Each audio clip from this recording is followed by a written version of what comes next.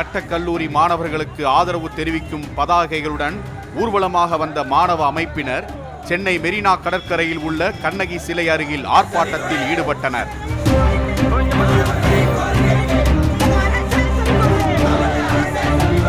Metro rail திட்டத்திற்காக சட்டக்கல்லூரியிடம் மாற்றப்படும் என்ற அரசின் அறிவிப்பை எதிர்த்து போராட்டத்தை துவங்கிய சட்டக்கல்லூரி மாணவர்கள் காவல்துறையினரால் தாக்கப்பட்டனர். இந்த நிகழ்வை கண்டித்து பல்வேறு மாணவர் அமைப்பினர் போராட்டத்தில் ஈடுபட்டனர்.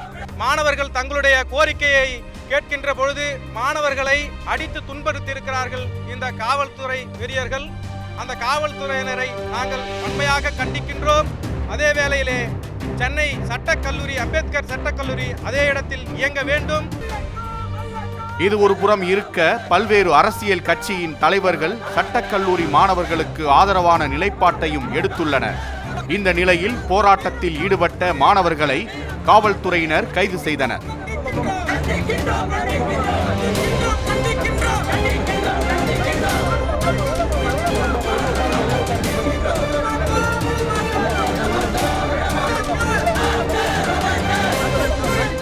ரெட்பிக்ஸ் செய்திக்குழு, ரெட்பிக்ஸ் நியூஸ்.